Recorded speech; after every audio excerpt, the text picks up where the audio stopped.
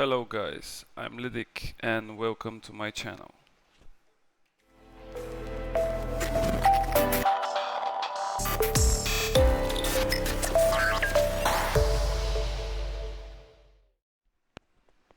Hello everyone.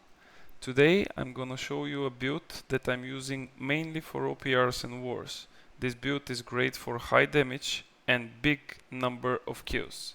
The problem is that it has its weaknesses, but stick around and you will see what I'm talking about. The build is based on Fire Staff and Ice Gauntlet, and its main purpose is to go as high as possible critical chances, which will mean that you would hit as many as possible critical damages to your opponents. As you can see, my Fire Staff is with Keen, Vicious and Keenly Empowered. My Ice Gauntlet is with Pylon, Vicious and Keenly Jagged. My hat is with Resilient Pillar and Elemental Aversion. My chest piece is with Resilient Elemental Aversion and Empowering Fireball. My gloves are with Resilient Elemental Aversion and Refreshing. My pants are with Resilient Shirking Energy and Elemental Aversion. The boots with Resilient, Refreshing and Physical Aversion. For jewelries, I use two different sets. The first one is Trust Protection, Health and Refreshing for an amulet, Champion's Ring with Hearty, Keen Awareness and Invigorated Punishment, and Earring with Refreshing Toast, Refreshing and Purifying Toast. The other set of jewelries that I have is an earring with Refreshing Toast and Focused, which is giving you mana regeneration. This one I use only in wars in order to free up my spot of the mana potion. There is a better earring that you can use in this slot, and this is on the place of Focused. You can get a Healthy Toast, which will give you even extra health when you're drinking mana potions. And for Amulet, I'm changing to Slash Protection, Stamina Recovery and Health. This of course depends on the enemies.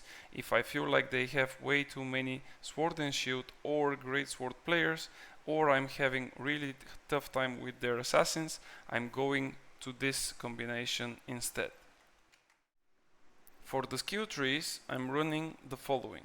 For Fire Staff, I'm taking the 3 points in Pillar of Fire. We have the 5% bonus damage for each smolder stack and the mana recovery on each hit. Then we have a heavy no mana consumption plus 5% recovery on hit and the 10% cooldown reduction on hit of a heavy attack. Then we go for 5% in power if we are above 50% mana, so this is really important to keep your mana up and on the high end. Then 2 points into Fireball. The first one is the spell itself and the second is for the smolder stack. Then we get the light and heavy attacks inflict smolder. As I said, smolder is really important, it's the key of this build.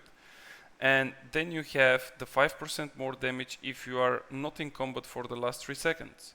We definitely need the 10% critical chance as we are running a critical chance build, and we need of course the 15% critical damage bonus, which I will go over in a bit. This is must have 2 perks. Then we have of course Rune of Helios. It's 20% of Empower and it's really crucial to our build. On the right side of the tree we take a passive, as we don't need a flamethrower.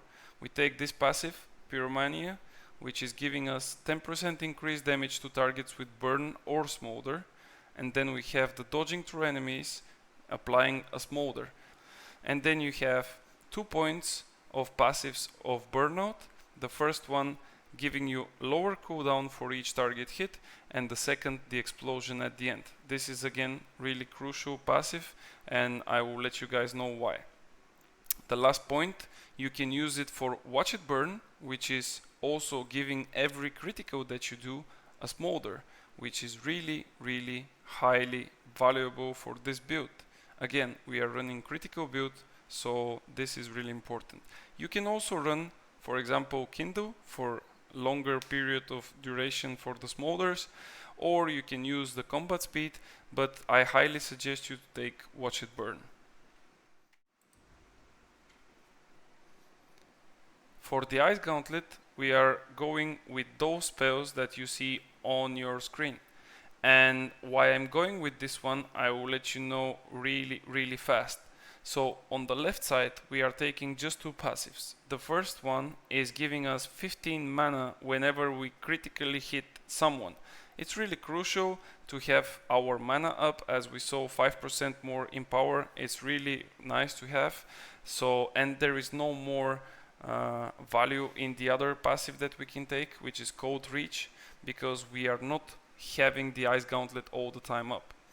Then we have the Energized Critical, which is giving us more damage on the Ice Gauntlet abilities while our stamina is full.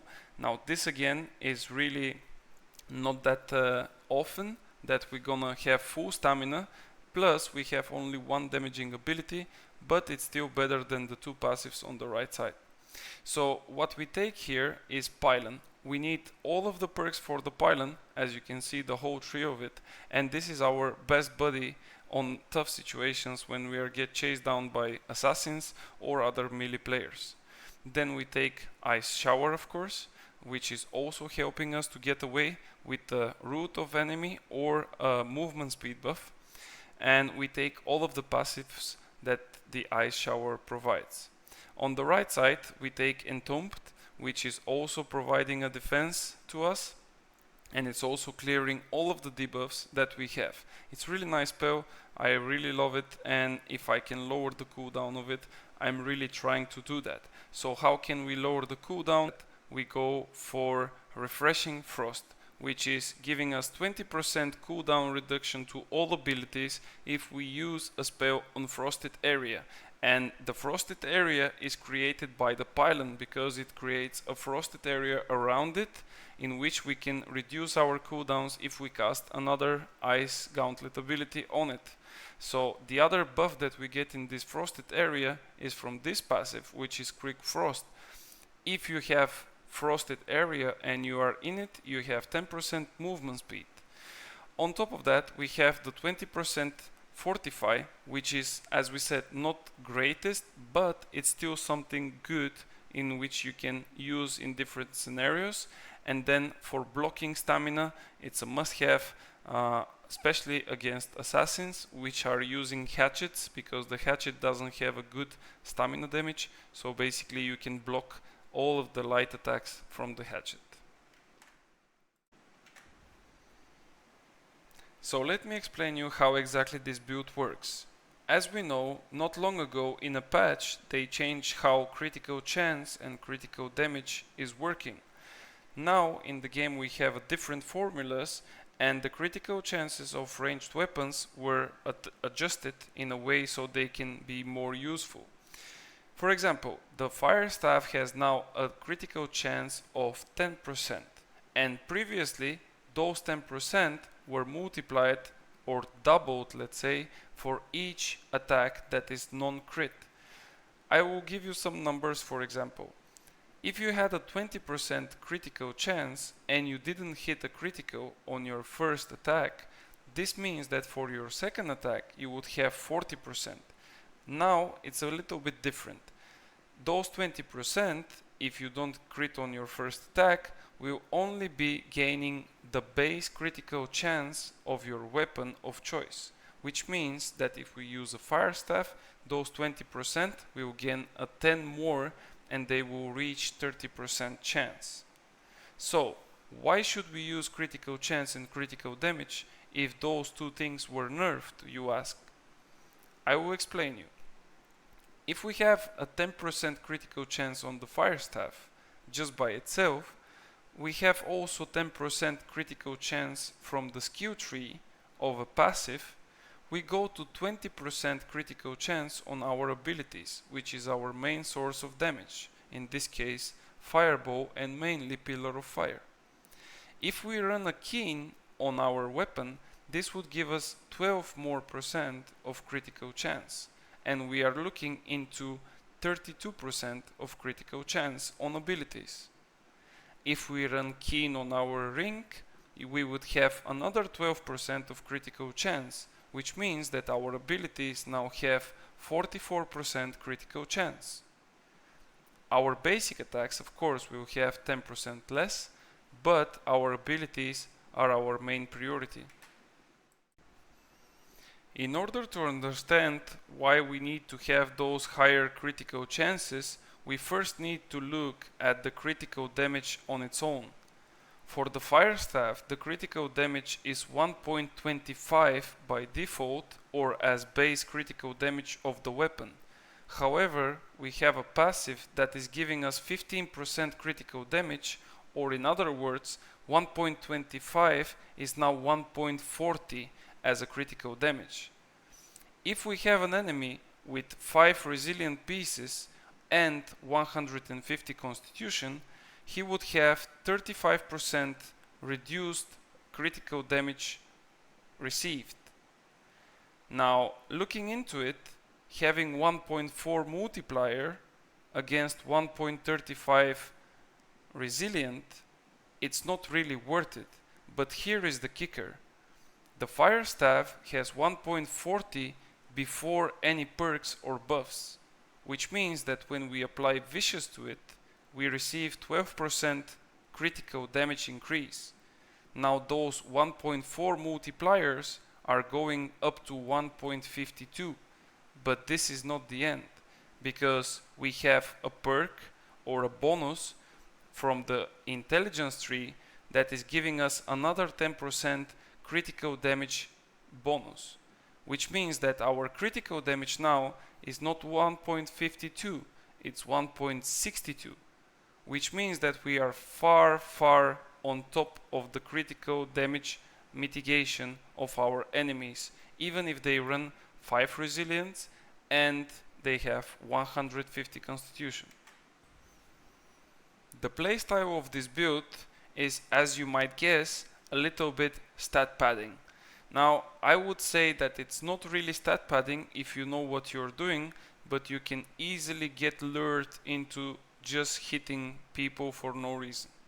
Your main goal with this build should be to gain a position where you are not really in danger from the enemy's assassins or other ranged players, and you should try to aim at either clumps or healers. Now, I'm running 100 constitution into OPRs, but for wars I'm going with 150 just because of the bigger scale and the bigger amount of people that can maybe hit me. In order to keep yourself safe, you have to remember that you need to keep distance. Now, distance in which you can of course damage the enemies, but distance safe enough to see enemies approaching you or trying to flank you and kill you. Make sure that you are safe enough, because you are also not running stone form, you are running detonate. And here is the part where you are risking really a lot when you go with detonate and you are using your burnout. I know that the video might be too short to explain everything, but that's why you should definitely join our Discord community or join us when we are streaming in Kick, so we can discuss those things and maybe you can give me some positive feedback which I can use in the future. Of course, we can discuss other topics as well, so go and hit that like button. Thank you again for watching and see you on the next one.